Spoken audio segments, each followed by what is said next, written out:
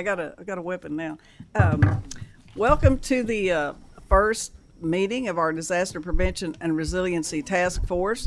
Glad to be here today with Co-Chair Freeland and others. Appreciate y'all coming in on a Friday afternoon, but we felt it was important to get a June meeting out of the way so we can preface the work of the task force and its mission.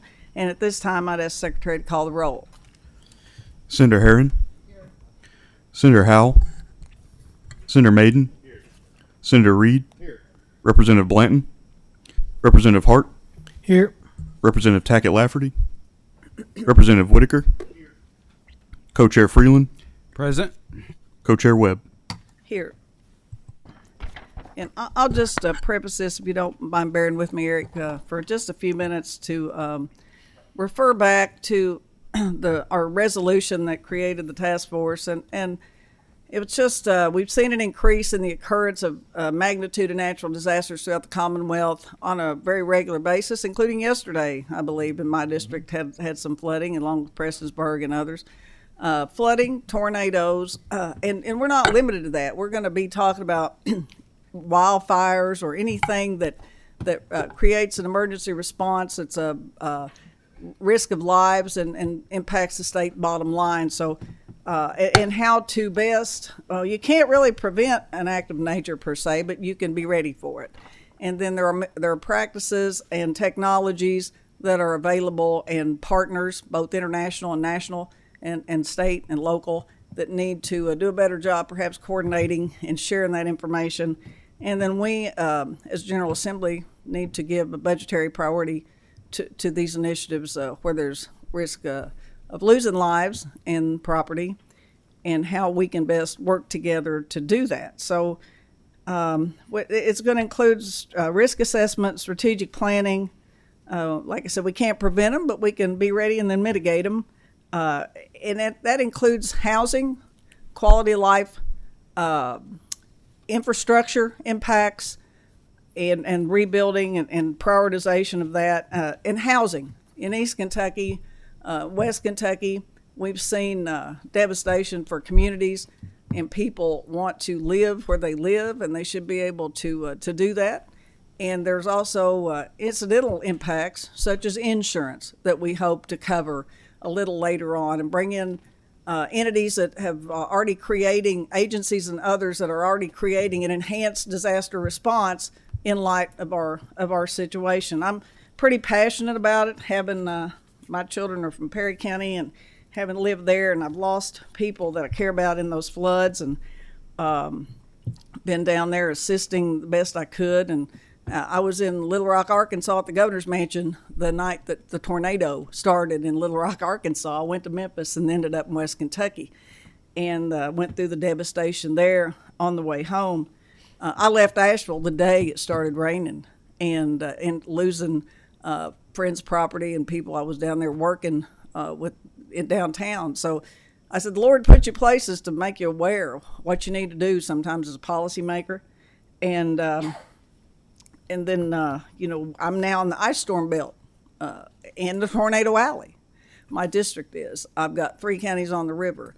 There are maps, and we also want you to be aware there's national maps that predict flooding. Ashland, Kentucky, actually, we've had, I got a call from a national entity that did a piece on the potentiality of Ashland flooding, and it's been a long time since that happened because of the measures that we've implemented there. Mm-hmm. But this is just some of the things, the mission of the task force as I envisioned it, and I hope we carry forward. But I thought it would be assist us to have our boots on the ground. Eric Gibson, the director of our Division of Emergency Management, which do a fantastic job, by the way. Thank you. And he can kind of give us an update on where we are. And as we go through the process, he's going to be involved in this. We talk on the phone and otherwise, and he's got some great ideas, and he can identify the barriers and then tell us how we can work better with the federal government and others. So, Eric? Yes, ma'am. Well, thank you, Madam Chairman, and the members. As many of you all and I work together often through these disasters, and I look around the the body and I see faces that I have talked to through this disaster phase that we've had this spring. Many of you all have had areas that have been impacted over the storm event. Senator Webb asked three specific questions for this initial one that I would like to talk about, and I want to make sure that we're covering those. One, some updates on the flooding response to the February flooding event and then the April flooding event that we had. And so I tailored most of today's presentation to talk about those two flooding events, but also to provide a little bit of insight into some things that Kentucky Emergency Management is doing to answer those questions that Ms. Webb provided. And hopefully it's a place. It is my pleasure to just kind of be the first speaker up to the task force and to the members of this committee to just kind of share with you all what's going on with our disaster response in Kentucky and to make myself available and provide information to the body. So I don't want to waste any of anyone's valuable time. I know the meetings are limited in time, so we'll get started with just a few slides, just things that I had as our themes today. Kentucky obviously is facing disasters of increasing frequency and intensity, and we know that, and that's what the slides and some of the conversations you all are going to have are going to be supporting that. But also it's important to talk about that local, state, and federal and interstate support that we get in Kentucky. And if you all have visited or you know what's going on locally, and I see those faces, all disasters begin local and end local, and we know that. But when it outweighs that local resource, then the state steps in, and when it outweighs that state resource, the federal government weighs in, and we get the response level that we need to assist us in these disasters. But it can't go without saying how much that local effort is. And your all's local first responders, emergency managers, and directors across those agencies are doing a fantastic job at that local level. Just because they need support from the state, from our urban search and rescue team in these high water level events, doesn't mean they're not doing a good job. It just means it overwhelms their capacity at that time. And then we talk about things that we're doing today. We're going to talk briefly just about our practices, our resources, and what we're doing in preparation, response, and recovery along those disasters. Go ahead. So I talk about this. This is just a quick look back. I've had a lot of staff doing some research on this to prepare for your task force. If you take a look back over, and we just did the surrounding states and then added Florida and Texas.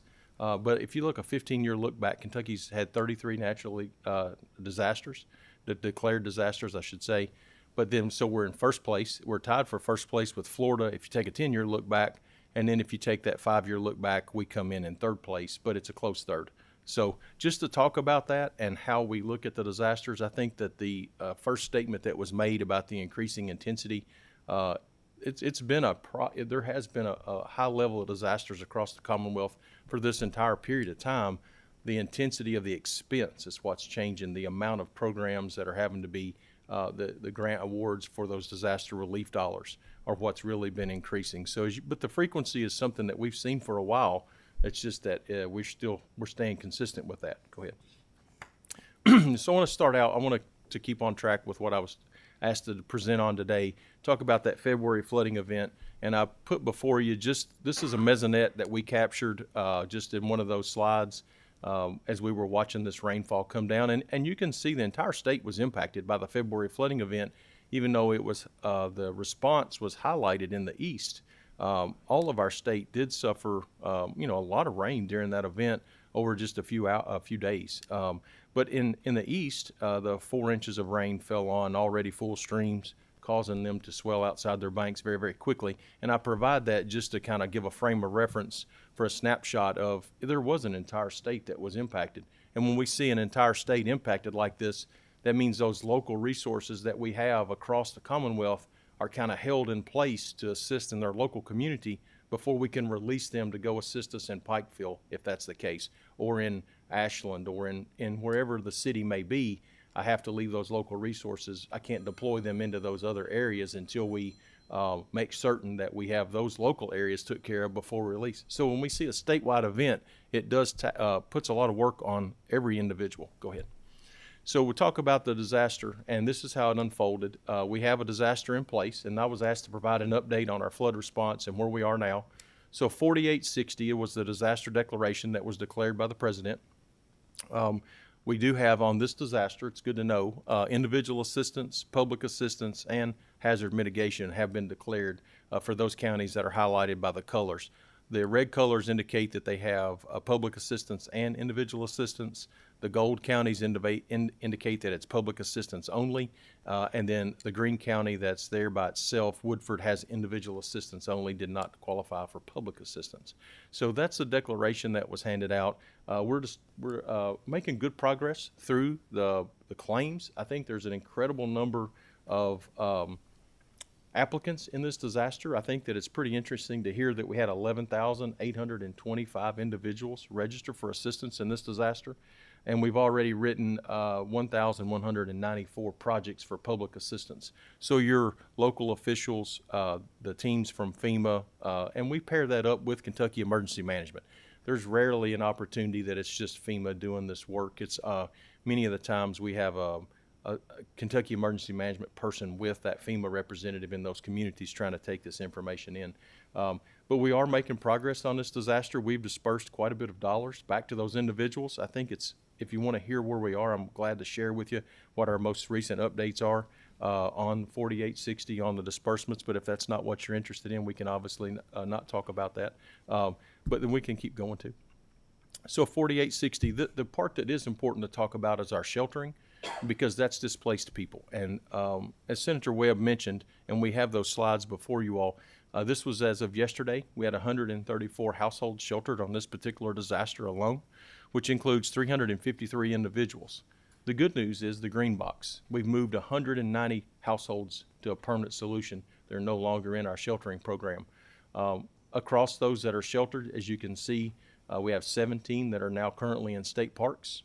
We have 15 located in commercial motels, and then we have 102 families in our travel trailer program that are using that for temporary shelter. So I provide that to you because that's one of those touch points that's really about something that Kentucky Emergency Management is running for the state, the Commonwealth Sheltering Program, and it really shows that impact to those communities and how many people are displaced because of that particular rain event that we discussed there on February 14th, Valentine's Day. It's when it began, started mostly into Saturday the next day.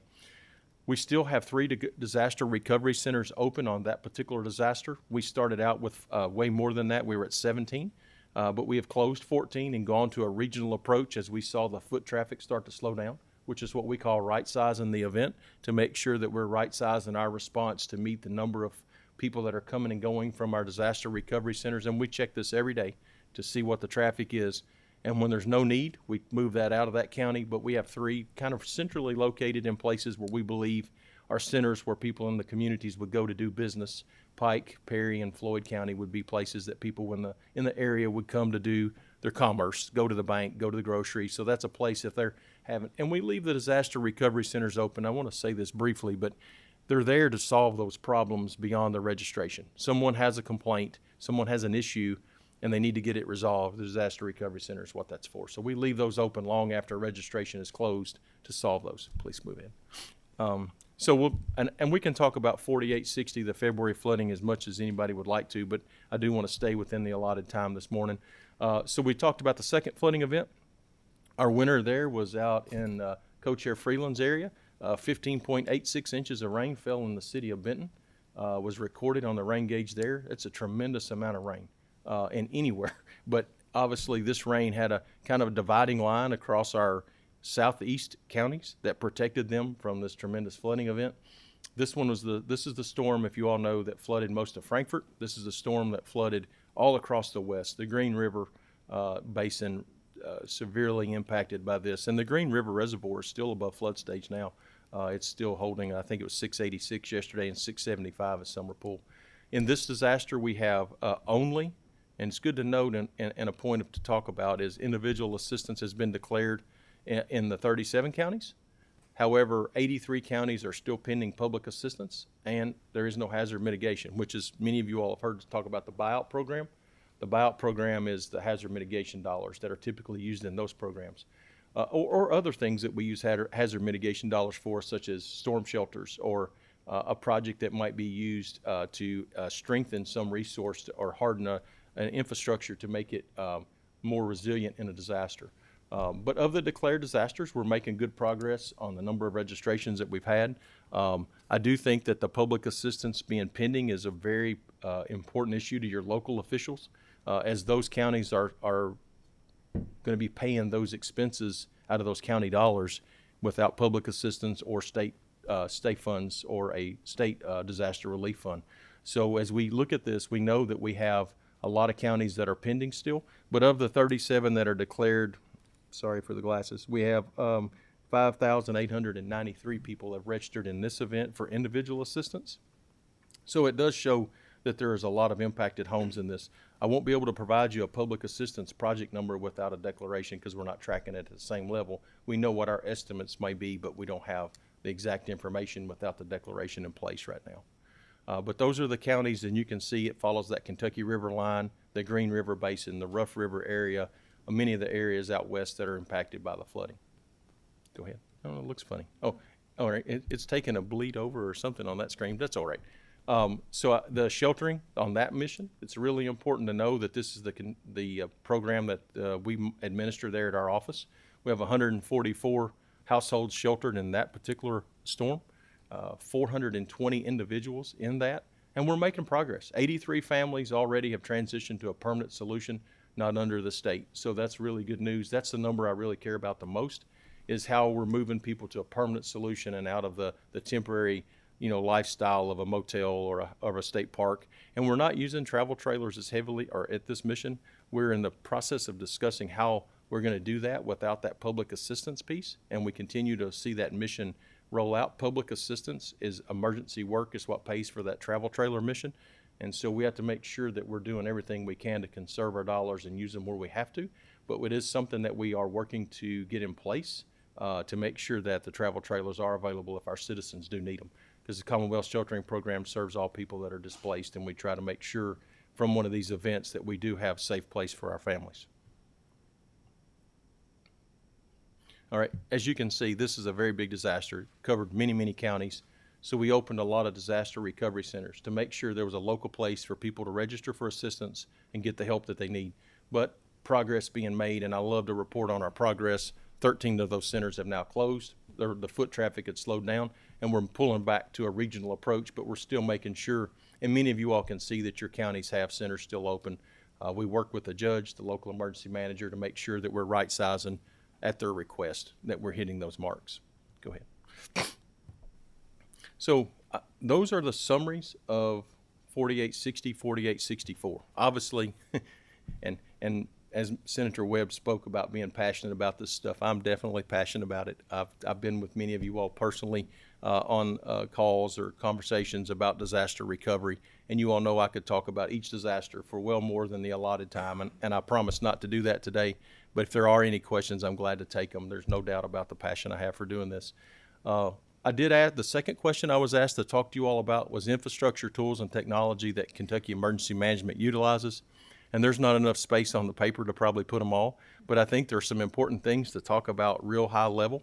The State Operations Center, Emergency Operations Center, located on Boone Center, is operational in any of these events. And we staff that 24/7. We're there for those local officials to report during the disaster. There's also, it's always open 24/7. There's a state warning point also located there that takes calls, just like last night's event, though there was someone there to answer that phone and take those calls. But we bring in the state partners, which form the ESFs, emergency support functions, all across the disasters, and we bring in the appropriate ones for the type of disaster. And I also highlight the National Weather Service. We ask them to embed a meteorologist with us in every disaster. If it's a storm-related disaster and they have met that need, and that's been a really a win for us, as anybody that's visited during one of those events sees that the immediate answer about what's going on now, what we expect to be happening next. And just in the most recent tornado event down in London, Mike Kochasik from the National Weather Service was sitting there saying, here's the debris signature you need to send. There's a problem. There's no doubt. We could see it that clearly. So having a National Weather Service meteorologist with us is tremendous, and I'm very thankful for them for doing that. A few things that we're doing: we've expanded our warehouse capacity across the state. We currently have 5 located around the state that we store water, MREs, make sure that we have food and water. We have some blankets, some kits to make sure that we can keep our people safe. Could you tell us where those are, Eric? I hate to interrupt. No, absolutely, ma'am. There's one in Danville. There's one here in Frankfort. There is one at Wendell Ford out in Western Kentucky. We have one in Bluegrass Station over in Lexington, so we have that intersection there at 64 so we can run northeast. And then we have one that we partner with ARH Hospital down in Hazard. So we have 5. I think they're kind of regionally located in a way that gives us access to the major corridors to get those out there. So water, MREs, those things that our counties, we must have to keep our people alive during those critical incidents. So having those 5 warehouses is a win for us. We've just opened one that here on base that's really helped us add some more capacity here in Frankfort. So we have 5 warehouses with supplies ready. We run a statewide web EOC that basically it's a computer interface where our counties can put in their damages. They can see the power outages. They can see things that are going on to make sure that they're able to put their request in for what might be needed. And we run that.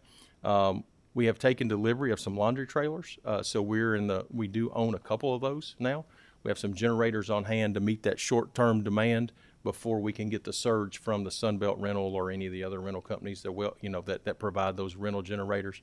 And iFlows, I'd like to talk about in just a minute, but I will also have to talk. I want to pause on urban search and rescue because that one has been such a change that our agency's doing. There's another slide coming that really highlights that urban search and rescue piece. That's thankful for the governor's office and the body to work together to get that moving forward, and that's been a really big piece. There's also a slide coming about some of the aerial documentation we've been doing to prove this damage immediately after the storms. And I'm trying to go through the list as quick as possible. Disaster Needs Hotline, a new adventure that we started after these disasters where we have a full-time center that stays open, taking those calls for our people. We've received 6,972 calls for unmet needs. That's a tremendous amount of people calling in and taking advantage of that resource. And so I think that's a very good win to show that if you have an unmet need, we keep that number up on our website. If someone needs a shelter or they need something, we can try to coordinate them with that relief effort. A couple of other really innovative things. Kentucky Qualification System is something that Dr. Charlie Harris is working on for us. And that is where our local officials, our other state officials, or anybody that wants to work in these disasters can be qualified as an EOC operations position. I say anybody, it's obviously the public service professionals, and they become EOC operations or IMT operators so that they can be deployed in disasters.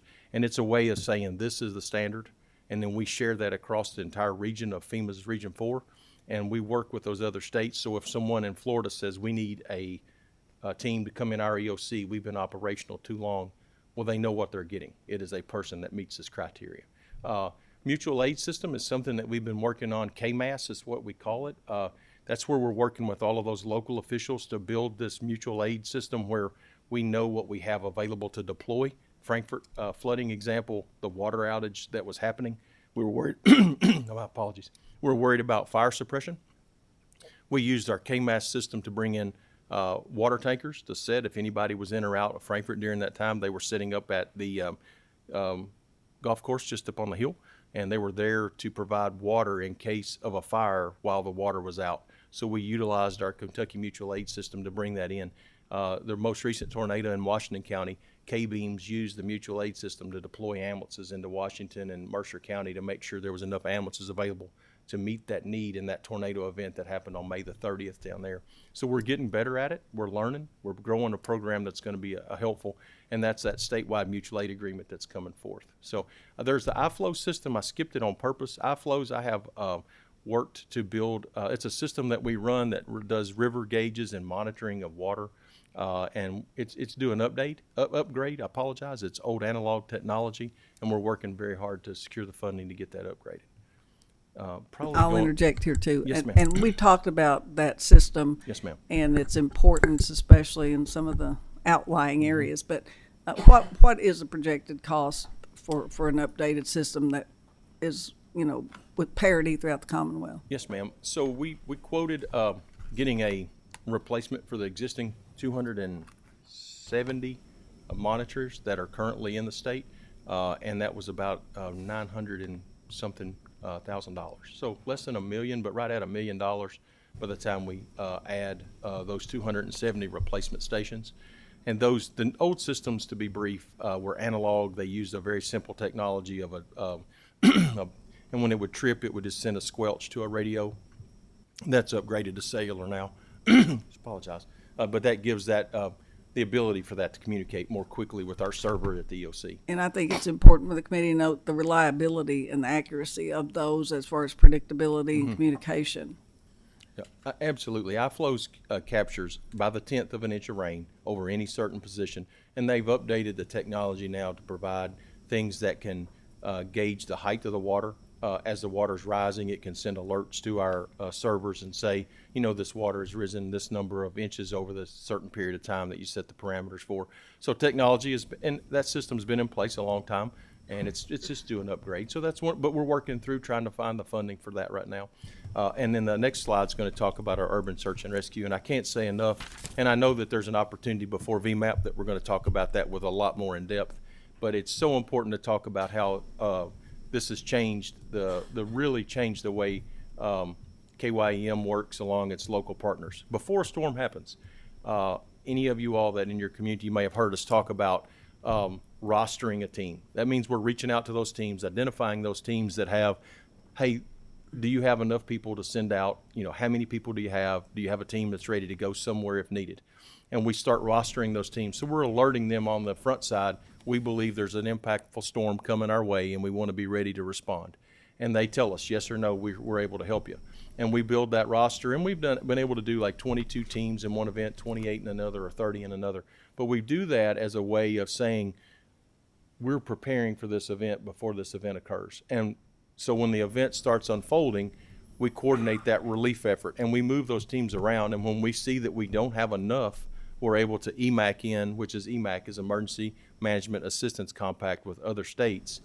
And we've been able to draw resources in from Indiana. We've drew resources in from North Carolina.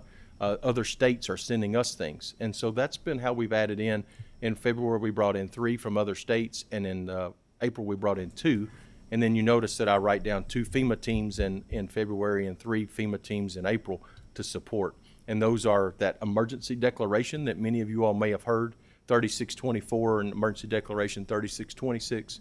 That's direct federal assistance to the state of Kentucky by those FEMA urban search and rescue teams. But our team at our office, we set up an entire base of operation there supported by the Florida Incident Support Team and coordinated the relief efforts and moved those teams around where they needed to go. And ultimately in February, most of them end up in eastern Kentucky because that's where the disaster was. But we followed the second flood all the way across the state and ended up out in Rochester and Paradise and all along the Green River because that's where the end of the flooding was. So we moved those teams around, and we've had tremendous feedback from our local counties about the improvements on this coordinated effort of getting those number of bodies in those places where they needed to be. And this doesn't include a fraction of what the local departments have done. We just wrote down what I know have verified to us, and that was 116 people rescued and 340 evacuated. That's a lot of souls, even though that's only a fraction of the work that's been done. The urban search and rescue and Representative Hart sits over there and could probably brief on it even much better than I can. But I can tell you that the efforts by our state to move forward in this have saved lives. Absolutely. I appreciate that. Swift water rescue is an issue that I've been working on before the task force was official, and trying to enhance our capacity here in Kentucky and encourage those departments to become qualified in that, because it's hard to get a team out in time sometimes in our area. So that's a priority of mine, and I would just hope the committee sees that as well, and we'll be hopefully hearing about some efforts to do that. But Yes, I ma'am. appreciate that. Yes, ma'am. There may be just a couple more brief slides. I want to talk about something that we've done. This is the exact same, this is one screenshot that I have, and I talk about technology, and it was one of the requests of the body to ask for technology. I split the river on the day of the flood. We flew the Kentucky River at the height of flooding in Frankfort. And that picture is aerial imagery, help that Department of Revenue come together. Other state agencies are so helpful. This line that line slides left and right, the little square box in the center, but that's that's just Buffalo Trace on one side of the river. That's the wet side, I call it, and the dry side is a common day, what that same image would look like across the other side of the river as you see the sewer treatment plant. And if you were to slide, and that's not an active page, they didn't bring the active link to us. But if you slide that over, you'll see the entire inundated area. So we capture that so that we can prove the damage across our Commonwealth. We can actually see where those water levels went to. And we flew that tornado path as well, doing the same thing. I've got the flight was done on Sunday. So one day after the tornado event, we captured that tornado track, and we can see the damages to our communities before the cleanup began. So we've got that documented when we're making our argument for our case to FEMA to get a declaration. There's proof that this entire community was underwater. There's proof that this entire community, even though it may be cleaned up now, I've got it captured and recorded so that we have documented proof. And the Department of Revenue's worked really well with the local authorities, the PVAs, to capture those parcel data, and we can tell how many parcels were in the water. So it's really important. Some improvements that we're really just touching into right now. But I tell you that it's innovative, and I think our Department of Revenue is doing a great job of being a partner of Kentucky Emergency Management as we try to document how bad this really can be. Go ahead. Oh, sorry, that's the last slide. So I've taken enough of the body's time, I'm certain. I apologize for being long-winded.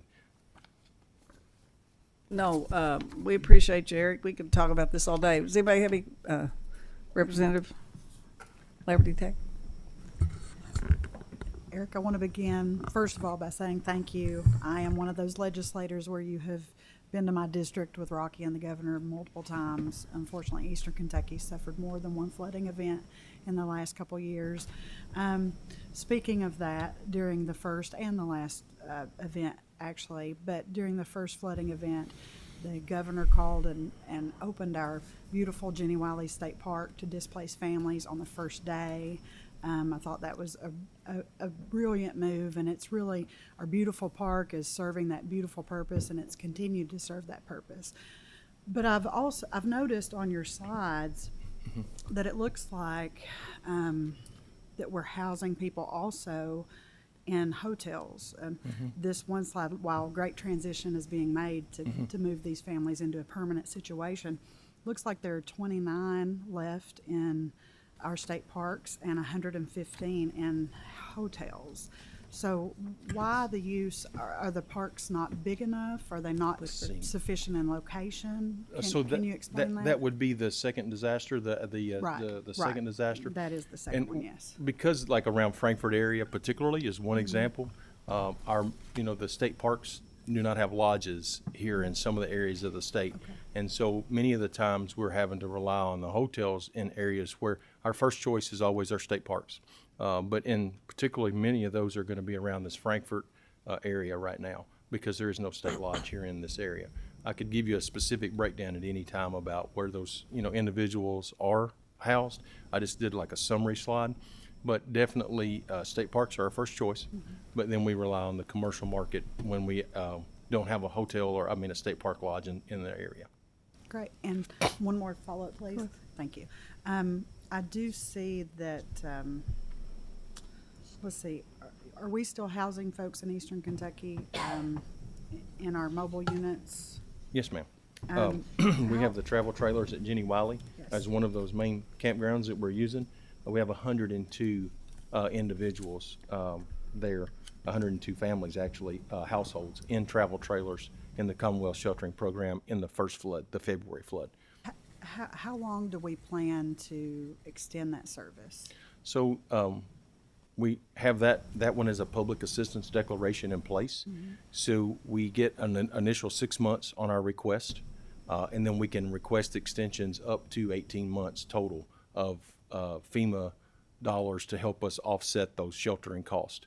And that's why it's so imperative that the next two disasters that are still pending declaration, because we're sheltering so many individuals, and there's been an expense to all of our local governments as well for debris management and road repairs.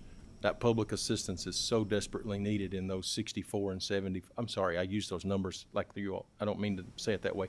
The April flooding and May tornado event that are still pending, we're technically the sheltering is being done on the expense of the Commonwealth right now without those declarations being signed.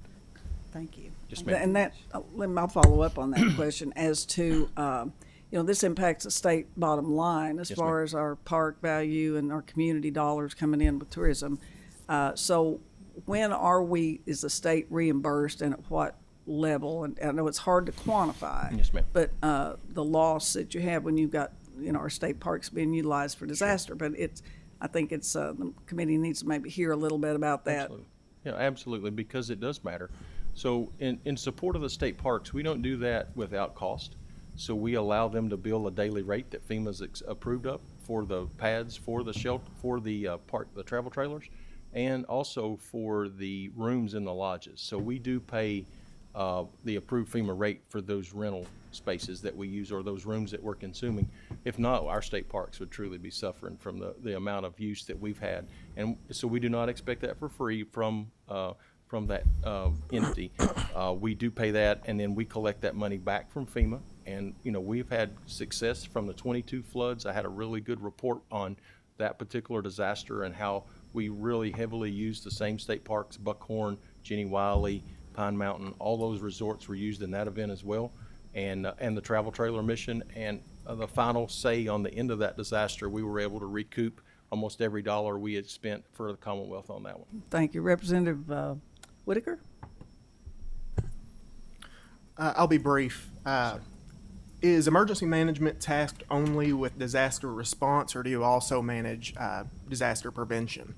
So I would say preparedness is one of those measures of prevention that I think that we help with, is notifying our, so preparedness is one of our functions, absolutely, and recovery and mitigation. So mitigation may be also a piece of that prevention, about helping to navigate those projects such as storm shelters in our communities that save lives, helping to harden infrastructure through a mitigation project. And I use some really elementary examples probably, but like a utility company loses a public utility company loses a wood pole in a disaster, and they want to strengthen that by putting back a metal pole that may be more resilient to a storm. That's a program that they can ask for through our resiliency program, through our $406 mitigation program. So we do help prevent disasters in the future by, and also the buyout program that we've executed in the 22 flood is part of those mitigation dollars. And that's one of those things that if you notice the disaster that's before you there, that 4860, there is mitigation dollars, if you go back one slide. And if you see that mitigation has been approved on that. And I think preventing a disaster, if we can move that family from that low ground near that stream bed up to a high ground area that they're out of those flooding concerns, that really has prevented, we didn't prevent the rain, of course, but we prevented them from being a victim of a storm again. So those are dollars that have greater return than probably anything that we see. Studies will vary between $7 and $13 per dollar invested on mitigation, but we do know that mitigation dollars save lives and they save communities. So I think the Pineville, when Senator Madden was down at Pineville, the flood wall is probably an excellent example of a mitigation project as well. So. Absolutely. Well, that's why I asked. We've had 2 floods in Letcher and Pike counties since 2022. I'm very grateful for all the emergency management of taking care of things when the flood happens. I just know my constituents would certainly love to see as much prevention as possible moving forward. Thank you, sir. Chair. Thank you very Representative Hart? Thank you, Mr. Chairman. I just want to kind of emphasize, he mentioned and was talking about the eye flow and the river gauges. In 97, when we had the devastating flooding, especially there in my home city of Falmouth, we didn't have that resource. And I can tell you firsthand from the flood in April, that resource with the accuracy that it provides with the river levels, we were, Pendleton County is one of the few counties that's lucky enough to already have a search and rescue team within our county that does the swiftwater rescue and dive recovery and all that. But because of the river gauges and the data that we received prior to the event, we were able to pre-position our local resources into the 2 cities in the county. And one of our cities after the event, it was completely landlocked. It was an island after the river came up. But we had resources positioned to where, although it was offered to us, I mean, once when Frankfurt was notified, I know Doug Hargraves and some of them with the USAR team contacted me and said, "What do you need?" And luckily, I was able to say, "Right now, we're handling it." So they were able to send them resources to other areas. But the eye flow gauges and the river gauge, or the eye flow system and the river gauges, they're so valuable to the preparation and pre-planning. I can't emphasize them enough, and I just wanted to kind of feed off of what he said, because moving forward, if we need to put money from the budget, or we need to make sure these systems are not only maintained but enhanced to where we get more gauges out there. Yep. That's all I got to say. Thank you. Thank you very much. Senator Reed? Thank you, Madam Chair. I just wanted to say Thank you to Director Gibson for coming and giving us an awesome brief today. But I would like to impress upon my colleagues here that if you haven't been to the Emergency Management Center, it's like a scene out of the show 24. They got everything going on there. You can see it all. And Director Gibson has always answered all my questions like pretty much instantly. And he's always been available. And Senator Maiden and I have been over there during some of the last big floods. And we were able to put our finger on the pulse of what's actually going on, to really relay that back to our districts. And again, if you haven't been there, I would recommend setting up an appointment to go get a tour, because it's definitely a huge asset for Kentucky. Thanks, Thank sir. you, Madam Chair. We might have to take a field trip, Eric. But Yes, I do want to mention also the committee. You mentioned the Messinette, and I've done the budget for a long time, and it's always funded.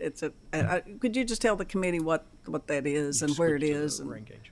that General Assembly supports that? Yes, the Mesonet is a Western Kentucky University project, but they have done an excellent job of building the collection facilities all across the Commonwealth, and it's one that we rely on. It's a reliable system of knowing the rainfall totals across areas where, there may be a gap in the weather service. There could be a gap in, what like the news may be providing. So the Mesonet is a state run or a college run through the Western Kentucky University, but funded to do this project, and they continue to expand their network. And as you can see, there's places that there are still gaps. And I was and I had the opportunity to work with one of the meteorologists that was talking about how they needed those extended areas to have some weather stations put in. So the Mesonet is still expanding, but it is a very valuable resource to us to make sure that we're getting those information. You can see that 4 inches on one side of the mountain and 4.14 on the other side down there in far southeast Kentucky, and 3.94 just up there around. That's probably what's that going to be there? Is that going to be Breathitt? 402 is Breathitt, I think, and then 394. So anyway, it's the network of systems that capture those rain gauges, but they also provide other input there: weather, humidity, what's going on. There's several things that it captures. It's just not. There's a drop down box. It's not showing. We have one more question. Speaking of Southeast Kentucky, Senator Madden. Thank you, Mr. Chairman. So I also want to echo what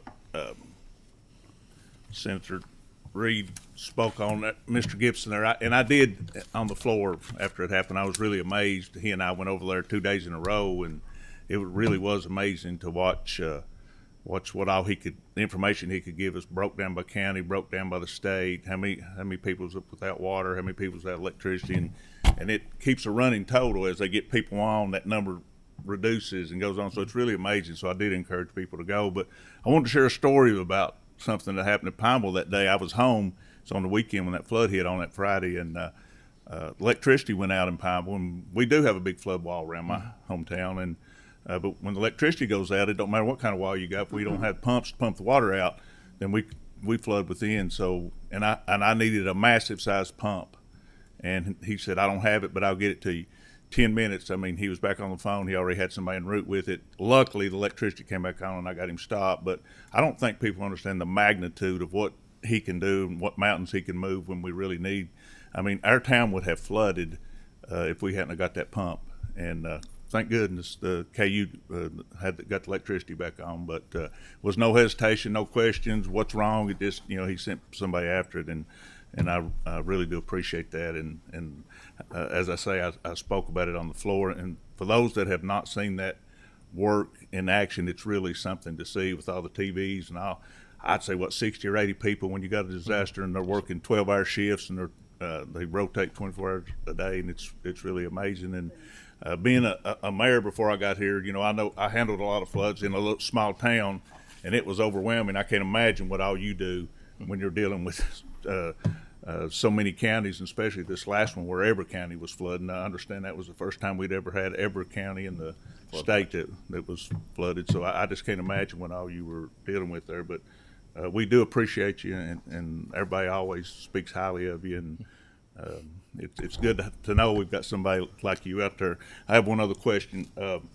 So, we keep hearing about having to possibly come back for a special session, and you may not know this, but where are we on the money that that that we allocated? Mm-hmm. Are we blowing through that pretty quick? Do you have any numbers? I'd be glad to. I can definitely talk about a little bit about it without having the specific Sure. spreadsheet in front of me.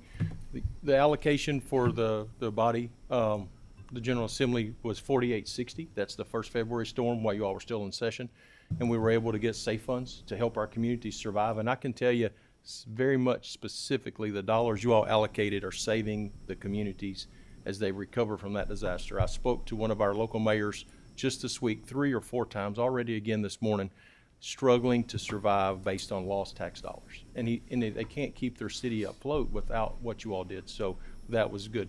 As we move into these new disasters, as you noticed, I highlighted the tornado and the April flooding events still do not have public assistance authorized by our president. And so, we've asked our, congressional delegation and everybody to kind of help us move that forward. The governor's worked really hard reaching out to the secretary and trying to move that because our communities will definitely suffer without that. And so as a body, it's hard to come before you and say, sir, we need X number of dollars because we don't even have all of the projects estimated. But I can tell you that it's hundreds of millions of dollars that it's going to be needed in our state to recover across that 83 county area that suffered damages that met that federal threshold. So hundreds of millions of dollars on the flooding event without public assistance. With public assistance, obviously 75% is picked up by the federal government, and our state's only responsible for that 25% or 13-12 split that we have with our local counties. The second disaster, that's probably somewhere around 100 million, but we're watching those totals come in as that debris is being cleaned up and the public utilities are being reinstalled. So those numbers, and I met with the governor about those totals, and I explained, sir, it's just very difficult as the projects are not completely written yet to give you a hard number, but it will be in the hundreds of millions of dollars, sir. Thank you. Thank you, Eric and staff for kicking us off here today. And I Yes, know ma'am. that you'll continue to be an integral contributor, and we will rely on you greatly. So thank you all very much. Thank you very much, ma'am. It's my pleasure.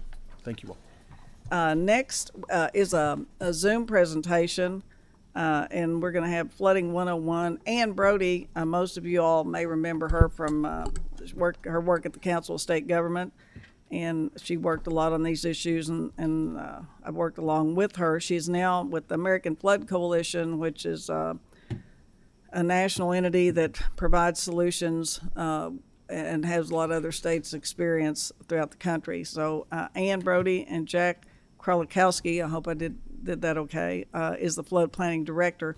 And I thought it would be valuable. They're also going to be monitoring our committee and contributing as we go. And they may be here in person at some point, but today, Ann, do we have them on? I'm here. Okay, good to see you. Thank you. Good to see you, Senator Webb, and thank you for inviting the American Flood Coalition to contribute to this task force convening. Very grateful to be here and to see familiar faces. Jack is going to give a really great deep dive into Flood 101. But before we launch into that, I wanted to take a moment to just level set and let you all know who the American Flood Coalition is and how we are able to support you and to support this task force as you all look to increase disaster preparedness and resilience in the Commonwealth. We are a nonpartisan, nonprofit coalition of folks who are focused on fixing flooding at the local, state, and federal levels. We have more than 450 members across 22 states, ranging from local chambers of commerce, mayors, county commissioners, state lawmakers like yourself. And we've also recognized more than 50 federal champions, US senators and members of Congress who are championing flood resilience at the federal level. And I always like to start off these presentations letting you know that we are philanthropically funded. Members of the American Flood Coalition do not pay dues. There are no fees associated with the resources that we provide. And we also do not do contracted work with the state or federal government. And that's important because you know that we do not have a financial stake in this work. We really care about it from the standpoint of flood resiliency. And our 30 plus multidisciplinary team has really deep relationships and is on the ground in communities across the country working to build resilience. As you probably guessed from the fact that Jack and I are here via Zoom, we are based in Atlanta, Georgia. We've also got state based teammates in Florida, in the Carolinas, and also in the room here with you right now is the newest member of the American Flood Coalition team, Matt Schaefer. I can't see you, Matt, but give him a wave so they can see you. Um, Jack, if you can move to the next slide, please. So we have four pillars that guide our work. We are working to fix federal data to make sure that there is updated and forward-looking projections so that we can better understand flood risk and invest taxpayer dollars in a smart way. We're also working to protect communities by getting them the resources they need to protect themselves faster and more proactively. And we're working with state leaders like you to make sure that you have the tools and the strategies you need to protect your state and protect your districts across the state and across watersheds. And we also recognize the importance of military readiness. And it's critical that we protect military assets like Fort Campbell to ensure that our service members are able to deploy 365 days a year. And so, with that quick level set on who we are and what we do, I'm now going to turn it over to the main event, my colleague Jack Krolikowski, to walk you through Flood 101. Jack, take it away. Thanks. Thanks, Anna. And appreciate the chance to be here, in a moment of personal privilege. Maybe I'll just highlight, growing up, I had real good family friends out in Bath County, Kentucky. And so that's the place where I learned to, dig fence posts and drive a vehicle when I was too young to drive on a real road. And so to have the chance to kind of pay that forward back to y'all in the Commonwealth based on that sort of childhood experiences of mine, given everything y'all have been through on flooding. I appreciate the chance to be here and certainly appreciate the chance to follow up Director Gibson and all his comments. And so if we think about flooding in the Commonwealth, probably two major categories that we think about, sort of that overbank river flooding, right? Sort of consistent with that image on the left, and some we saw from Director Gibson as well. And then certainly, flash floods as well, very much the eastern part of the state in mind there. And sort of to borrow some thinking from our friends at Louisville Slugger, right? It's a little bit addressing these floods is a little bit like addressing two different kinds of pitchers in baseball, right? One might be throwing 100 miles per hour, and so you got to think as a batter one way, and one might be a knuckleball pitcher, and so you got to think about it another way. Ultimately, you got to sort of match those tactics or those practices to the reality of the hazard you're facing. So that's what we're going to cover here in the next couple of slides.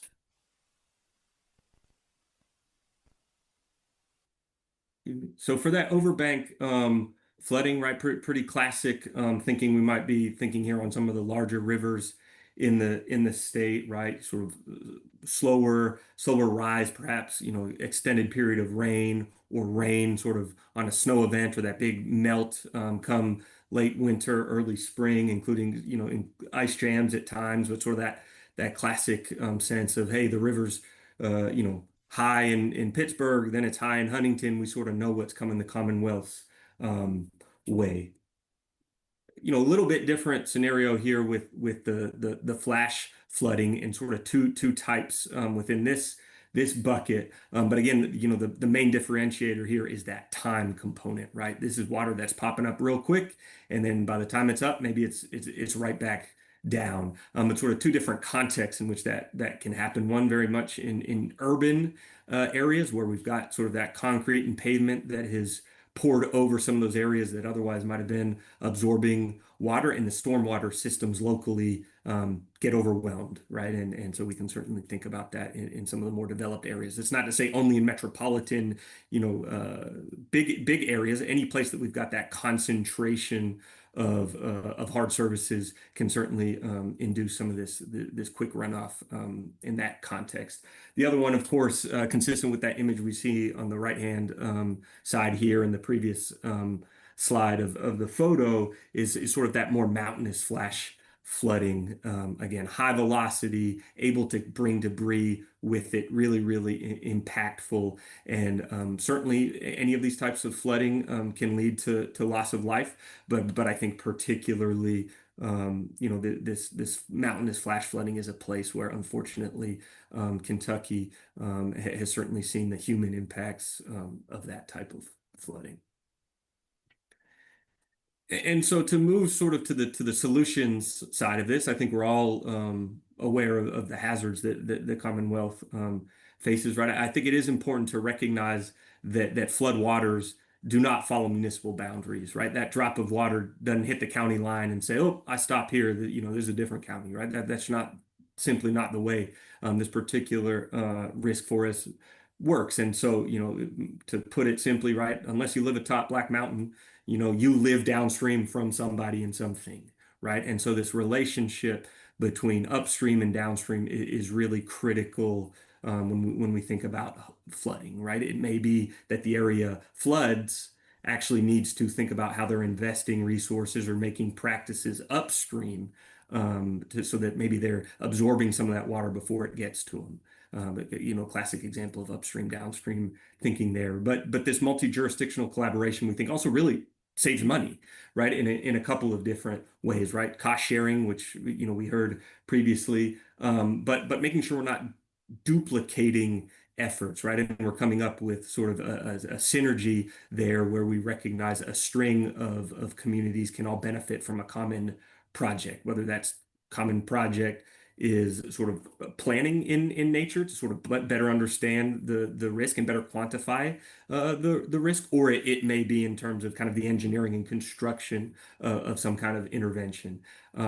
Huge theme that we heard from Director Gibson, of course, is this third piece, this flood prediction, right? Whether that's that relatively slower to rise, but we have some lead time understanding of major rivers, or if it's that snap flash flood, sort of consistent with the mesonet and some of the iFlows conversations that we had just had. It's critically important that we're understanding those gaps and ensuring that we're closing any of those information gaps. Again, because the upstream downstream nature of the event, it may be that the best placement for that gauge or weather station is actually outside of your jurisdiction, right? Because you need that lead time to be able to act prior to it hitting the corporate limits of a given geography, right? And then last but not least, we have here certainly this coordination between communities, the state itself, federal partners. The last thing we need is every community going about this issue for themselves, right? I think we all recognize that that's going to lead to the smallest, most rural communities, not simply not having the opportunity to engage on these issues. And we recognize how these vulnerabilities, particularly in small communities, limited staffs, limited budgets, et cetera, that can really compound. And so we recognize that when that voice comes together at the regional level around this hazard, it's one of the opportunities that it actually presents. So I'm thinking about, these opportunities, right? I think it's important that we recognize the damages in the state, the lives lost. Of course, we sort of need every tool in the toolbox made available to us. And so this is a simple way that we break down some of those tools around sort of removing the hazard, addressing the water itself, if you will. The middle bucket here of limiting the exposure, sort of the opposite of that. If heard earlier from one of the comments, right? Sometimes we can't prevent the water itself, so we got to think about those people and things that we really care about. How can we make them less vulnerable or less exposed to the flood waters? And then the right-hand side, we have this risk communication piece. Again, heard a lot about that on the technology side in the earlier part of the conversation, but also training, disclosing this flood hazard. I think in hearing earlier about, the idea is not to, tell people where they live and shouldn't live, right? Folks live where they want to live, right? What I think we can all align on is that all these folks can be making informed decisions, right? And how do you get to an informed decision? Is by having information made available to you. And so that's really the spirit of this communicate the risk piece here. So in removing the hazard, right? I think this is pretty straightforward, right? I mean, this is where we can think about armoring structures and dams and levees. Certainly, pumping systems. Heard that in the comments from the lawmakers there earlier, right? I think a key part here is to recognize we have assets, we have an industrial base in places for a reason, right? At the risk of oversimplifying, right? Ashland is where it is for a reason and it's not going anywhere. The Capitol is where it is for a reason and it's not going anywhere, right? These are assets that they are where they are, and we need to think about how we protect them. And y'all can see again this armoring, this moderating piece about how we can mitigate some of that storm damage. Certainly natural features as well, right? There's nothing I love as a flood professional more than to see a flooded greenway or a flooded park. Because if a park got flooded, that means it wasn't a mobile home park that got flooded, it wasn't a hospital that got flooded, it wasn't a wastewater treatment plant. We can sort of live with a flooded park in the cleanup. That's not to say it's not free. Of course, there's cleanup costs associated when floodwaters impact anything. But given the trade-off, many times we probably take that. So just being thoughtful about those opportunities as they present themselves to us as well. On this limiting exposure, again, lots of great comments from Director Gibson on the buyouts. That's probably the most explicit example, right, or most direct example of limiting the exposure, right? If simply put, if that residential structure is no longer there, well, then of course it's not going to flood, right? Sort of consistent with this middle image, for example, that we have here of setting a structure back from the flooding source. The top image here on the left-hand side, pretty classic example of a home elevation, right? I think we can all think about how much more water it would take before that particular structure would now be impacted by flooding. But of course, we do need to be thoughtful about things like ingress and egress, i.e., how are we able to get in and out of these neighborhoods? It's one thing to elevate the structures, but we also need to be thinking about sort of the transportation and access infrastructure, right? We don't want those islands, as we heard from the earlier comments. And then, one other note that I want to really bring about in this slide is how critical operations and maintenance is on this particular issue. Just like, our own personal vehicles, right? If we're not changing the oil, if we're not, looking at the brake pads, we're going to run into problems, right? And so thinking about this issue with strong recognition that there's absolutely capital expenses that are needed, but this is very sort of operational and maintenance, sort of that OpEx heavy hazard as well. And so we need to be thinking about similarly all the tools in the toolbox there as to how, as a state, as local governments, how they're able to ensure that the revenue is there to maintain these assets that are lowering flood risk. And communicating risk, right? As I mentioned earlier, sort of the informed decision making part of this. Certainly the flood risk information about ensuring that when engineers and planners are putting projects together, that they're ensuring that project is going to be just as functional at the end of its intended useful life as it is now. To give a personal example, I just bought a fairly expensive shirt that I'd been saving up for, and I was right on the border. Am I one size or am I the other size? And I said, the amount of money I'm buying this shirt to represent Georgia Tech, my university.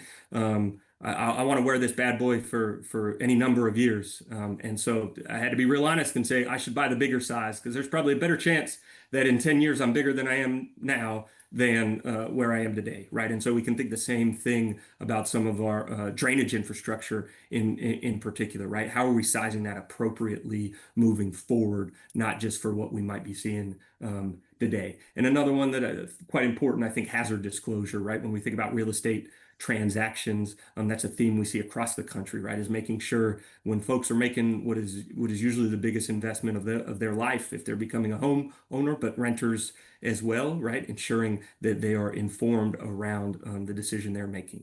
Again, to echo the earlier comment, folks, live where they want to live, right? But I think we can all ensure that they're being given the information so that they're again making an informed decision. And again, the alert networks. So absolutely thrilled to hear the comments earlier about the Mesonet and I flows. It felt like we were very much kind of singing from the same hymnal there when I was thinking about the content that I was going to be sharing here. So now I'm going back to Ms. Brody. Again, I appreciate the chance to share with y'all today as questions come after the presentation. Look forward to fielding those, and I'll turn it over to Ann. Thanks, Jack. And as Jack was making his remarks, I took a sip of my water and I realized that I may not be in Kentucky with you all, but you all are here with me. You may not be able to see that on the screen, but that is the horseshoe coaster that the state of Kentucky gave out at the Southern Legislative Conference back in 2016 when it was hosted in Lexington. So y'all are still here with me in Atlanta. And with that point of personal privilege over, let's talk about what your role in addressing flooding is. We know sort of what the three principles of the hazard mitigation are, but I would argue that states are the linchpin for protecting communities from flooding. As Jack mentioned, water does not stop at county or town lines. It moves across watersheds. And so it has to be considered from a wider lens. And state government, you all are critical to protecting local communities, especially the small and rural communities, because they don't have the resources to implement this on their own. They need the state to lead. And the president is also now calling on states to lead.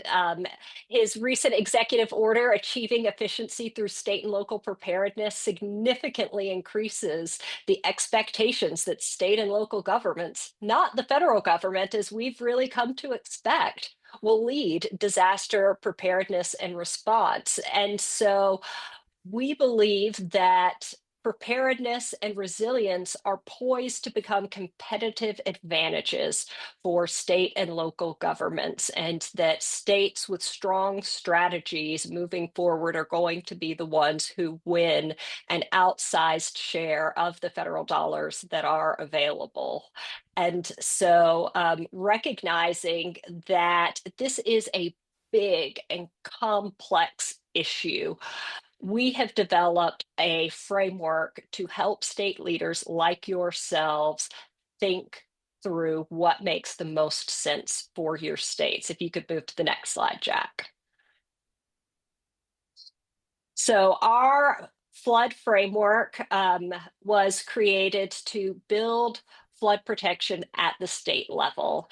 And to do this, you have to ask 5 questions. And I want to note that while we developed this for flooding, these 5 questions and principles really apply across all hazards, not just flooding. And this framework can be used as a tool as you shape your discussions around what makes sense for the Commonwealth of Kentucky. And so we've got leadership and accountability. Who is in charge? The state should determine who's the captain of the ship with the authority to manage flood risk at the watershed level and reduce the technical burden on local governments. Data management and risk assessment. What's at risk? We've got to get the right data and information so that we know what our risks are and then make decisions based on the best possible information. Without the data, it's like our ship is firing its cannons blindfolded. Under strategic planning, we've got to ask ourselves, what's the plan? Once we've got a captain and we're not firing blindfolded anymore, we need a battle plan to upgrade our critical infrastructure focused on the most at-risk areas first. Funding and financing is always the million, or these days probably $1 billion question, right? How does the state pay for flood resilience? Because if we can't pay for it, it's not going to get done. And so it's important to look at opportunities to establish reliable sources of funding. And then statewide standards. How can the state incentivize and institutionalize resilience? We've got our captain, we've set our course. We want to make sure that we are rowing forward and in the same direction and not rowing in circles, right? And so the state is in a position to craft incentives so that we're not making things worse, that when we build infrastructure in one town, it's not resulting in downstream issues for the next town. If we're building in a vulnerable area, let's make sure we can do everything we are able to ensure that while it's in a vulnerable area, what we are building itself can withstand hazards. Next slide.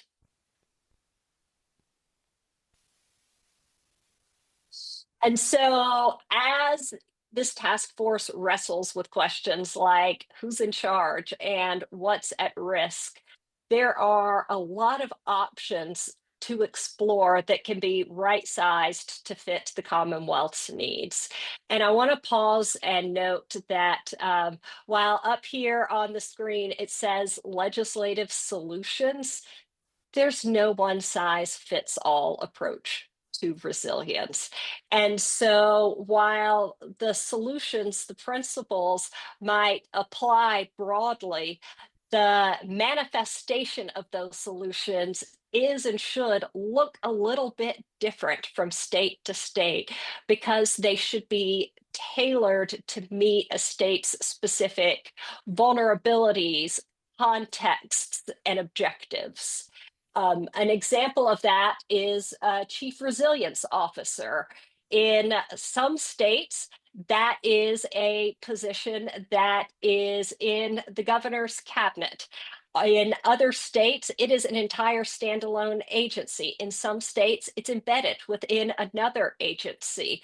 And so while the solution is the same, the implementation matches what the state needs. Next slide.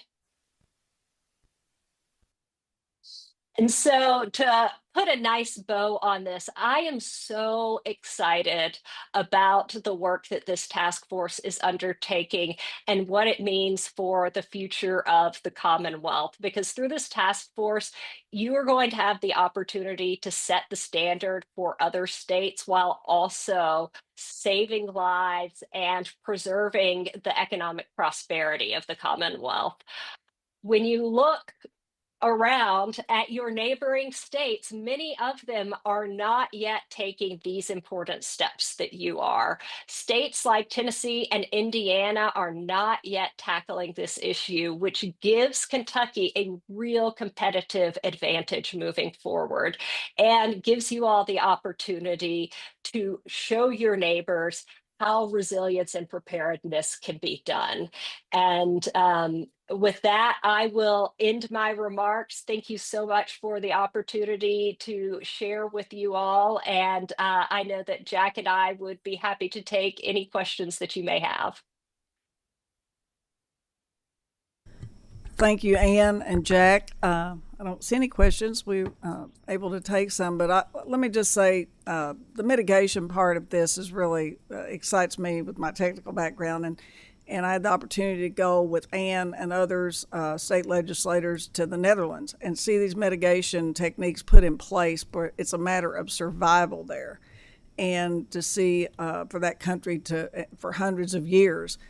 To implement these strategies, and they work closely with the United States Corps of Engineers. So if you see these I would suggest if you're interested in the technical part of this and the prevention and mitigation strategies, look it up, Google it. There's a lot of information. I've got some information in the office for the members. And Matt, welcome. Glad to have you here. And I know that you all too will be participating more as we go along. But I appreciate you all being.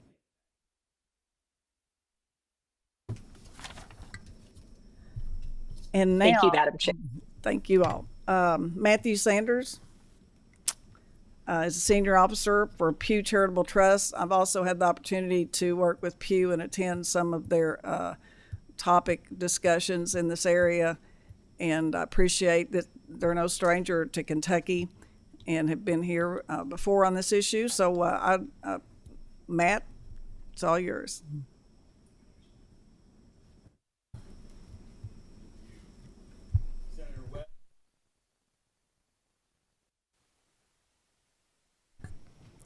Oh, I think it works better when the microphone's on. So while we're getting set up here, I'll just take a moment to introduce myself. Cool, thank you. My name is Matthew Sanders. I'm a senior officer at the Pew Charitable Trust. I just want to take a moment on behalf of Pew to thank co-chairs Webb and Freeland for bringing us all here together today. I know some of you on the task force had early mornings and long drives to be here. So certainly want to thank you for your dedication and leadership.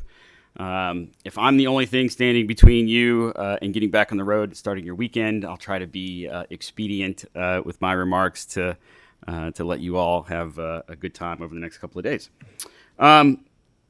So real quick before I get into the crux of my presentation, I just want to lay out a little bit about who we are at the Pew Charitable Trust and why we care about this topic.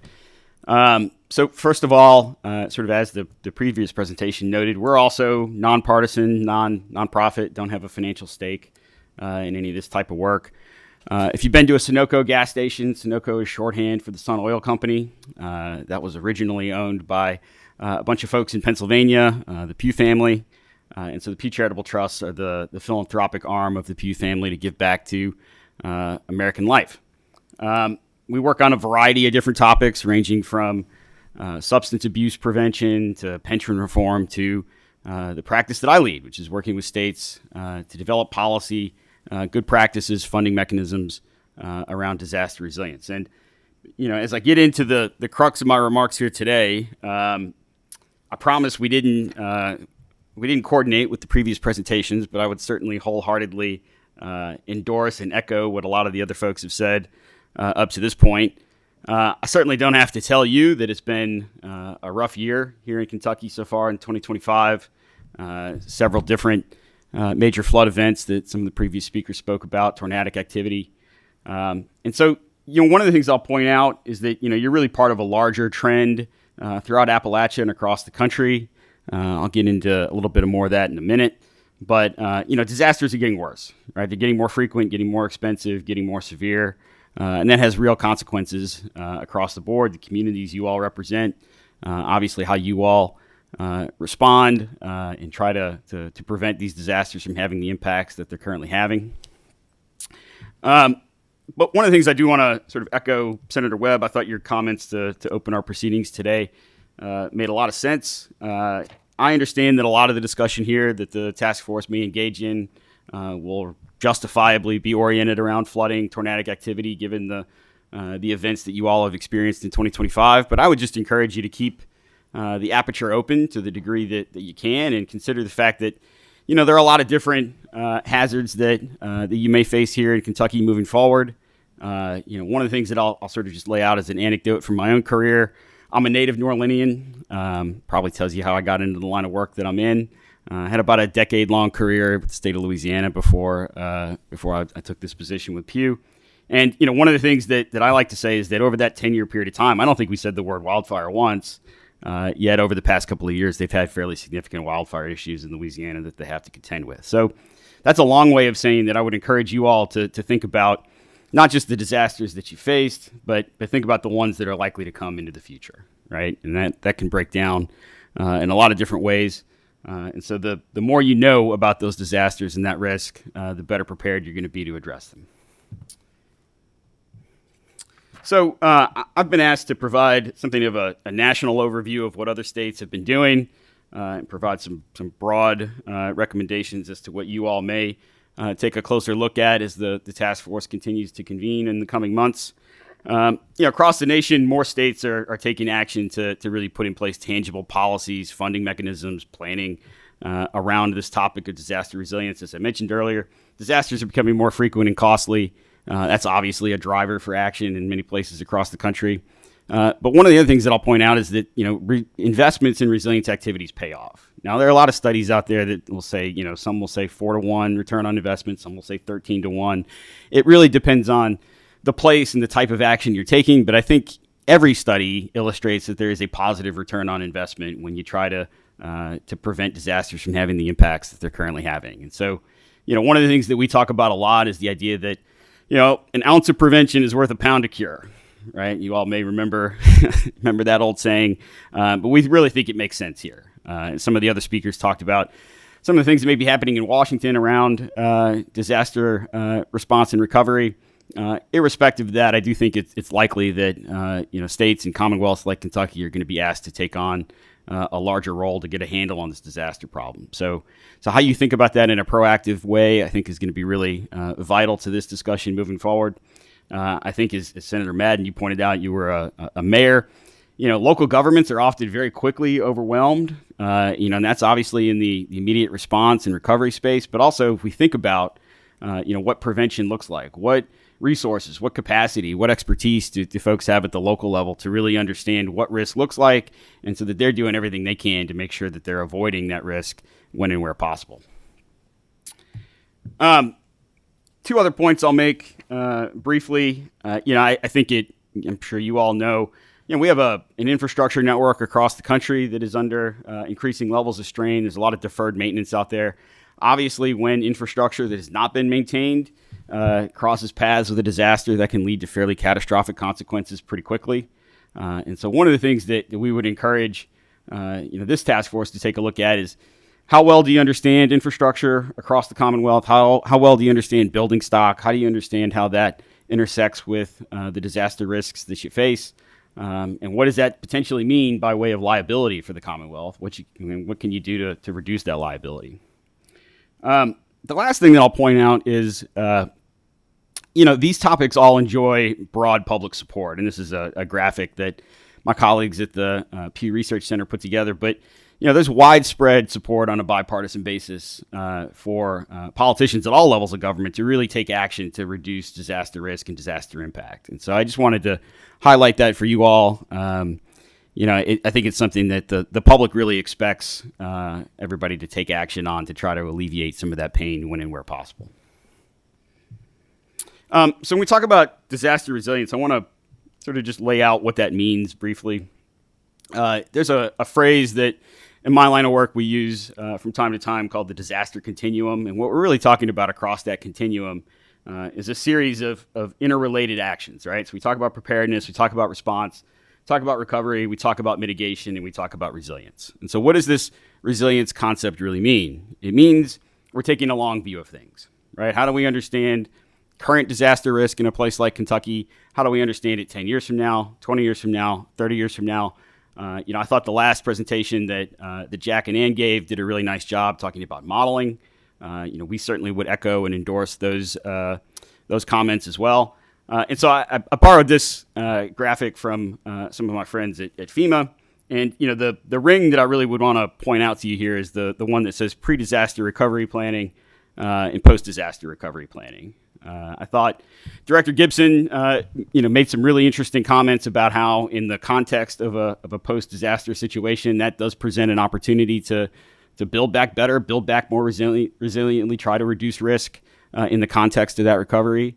And so, that requires a degree of forethought. Obviously, the better case scenario would be to avoid that disaster risk entirely and not have to deal with it, when it comes about and impacts people in a real way. The last presentation talked a lot about coordination. I certainly would echo that as well. How do the various agencies of Commonwealth government work together? How do you work with your local and federal partners? Are you really maximizing the resources that you have available? And whose job is it to figure out what that looks like? The last thing that I'll say is that one of the things that I talk about is that when we talk about disaster resilience, I think it's certainly complementary to, but it's distinct from emergency management, right? My background personally, I'm an urban planner by training, and I was talking to an emergency manager in another state that we work in a few weeks ago, and he said, "Look, if you want to know where we need to stage before a disaster, how we respond, how we coordinate search and rescue, I'm your guy. But if you want somebody to think out 10 years, 20 years, 30 years, how do we avoid this risk entirely?" That's probably a skill set that resides with somebody else. And I think that's the right notion. So I just would sort of lay that out and ask you all to consider that as we move forward. So what does disaster resilience mean when built into state government functions? Talked a lot about coordination, strategic planning, and risk assessment. I thought the last presentation did a nice job illustrating what that means in the flood context. How do you develop statewide, Commonwealth-wide plans? How do you understand risk and vulnerability? Do you have good data? Do you have good science? Do you have good modeling to really understand what that is? It's great that you all have the Mesonet in place. I think, I would certainly encourage this task force to talk to some of the folks at Western Kentucky who are doing really great work in the space.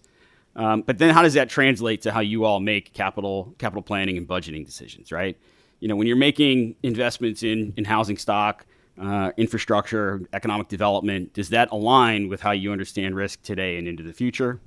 As you take in grants from the federal government, are those resources aligned around how you understand disaster risk now and into the future?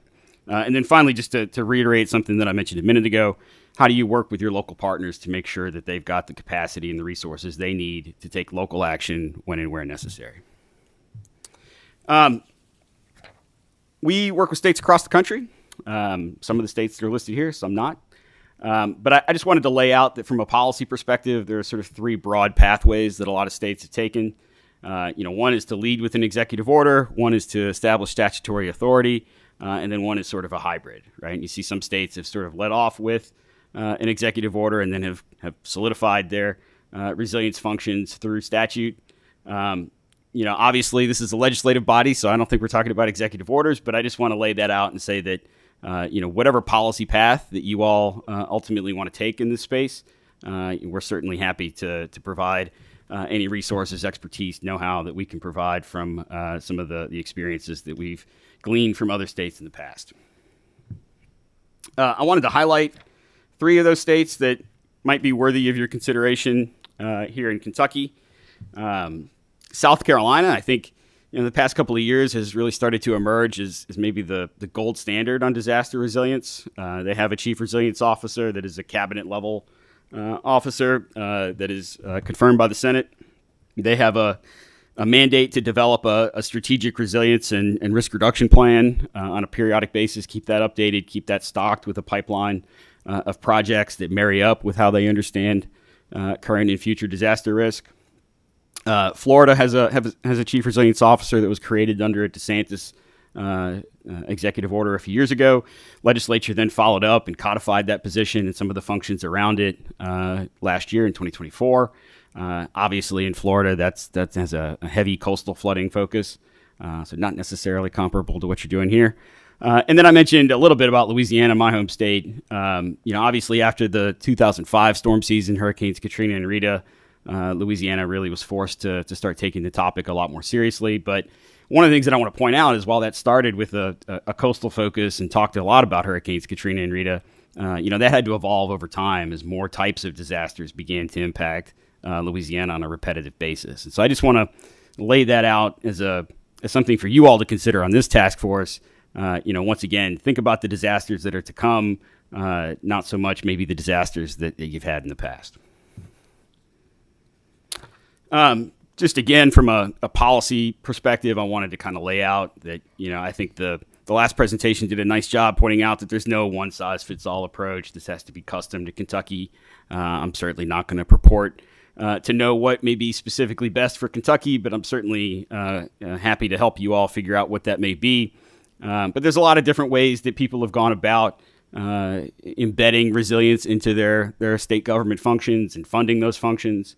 And so wherever you all land, we'd be happy to help you find some corollaries with some other places where they've had some success in the past.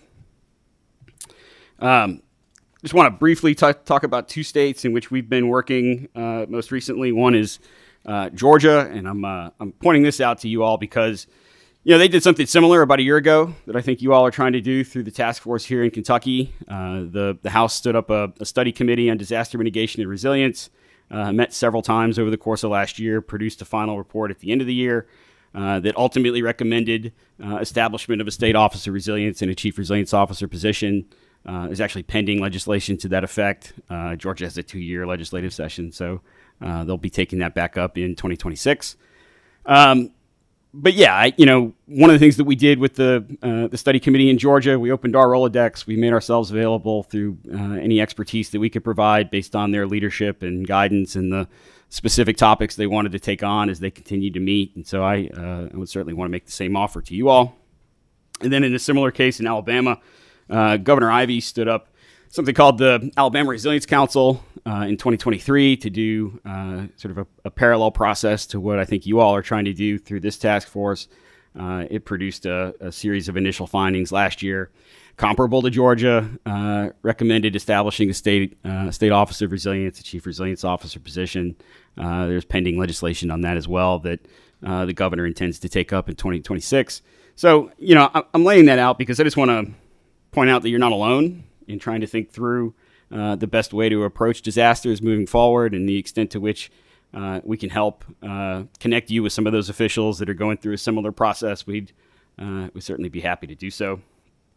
I'd like to wrap up my comments with 3 broad recommendations to leave you with. And I think, if as you've been listening to the previous presentations, this will probably sound somewhat familiar. We would encourage you to develop a really good understanding of how you understand current and future risk, right? What data sets do you have? What areas of knowledge and expertise do you have? What do you currently have, and how do you understand what that means and the implications for future disasters moving forward? We talk about good planning requires good data. Good plans have a pipeline of projects, and so part of this also involves your ability as a legislative body to make really good investment decisions in the types of projects that are going to reduce risk. The second recommendation I'll leave you with, catalog what you're currently doing, right? I think, Director Gibson did a nice job talking about some of the activities that are currently led under his office. But, there are a lot of agencies across Commonwealth government that are somehow and in some way engaged in the disaster space broadly or making investments that may impact disaster risk across the Commonwealth. How do you understand what those activities are? We talked about grant resources earlier that may be coming in from the federal government. How do you understand how those resources are being deployed? Are people pulling in the proverbial same direction in trying to reduce risk across the Commonwealth? And who do you really need to talk to understand what that looks like in various sectors of Commonwealth government? The final thing that I'll leave you with, and this is sort of something I've been talking about throughout this presentation. A lot of other states are having a similar conversation, right? This is a national problem. And so the extent to which, we can help you all understand what's working, what may not be working in some places, what might work for Kentucky, what might not work for Kentucky. We'd really like to partner with you on that. So again, like I said, I'm cognizant that some of you have long drives ahead of you today, so I'll wrap up my remarks there, but I'd be happy to address any questions you all may have. Representative Freeland. Thank you, and thanks for presenting today. I'll be pretty quick. I appreciate the presentation. And you mentioned Georgia and Alabama and Florida and some of the other states and what they're doing, and the Chief Resiliency Officer. Some of the other states like California, some of the other states out west, do they have something similar to this? Or I know the last presenter had said like Tennessee and Indiana, they don't have anything. Do other states not have anything, or just the states that have been mentioned? Are they the only ones that have something in place? Yeah, I'll just sort of refer back to the map that I laid out here. I think you can probably tell there's a sort of a coastal and East Coast correlation here to be found. But as disaster risk becomes more profound across the country, as more and more states are experiencing true catastrophes, I think that's been a catalyst for action nationwide.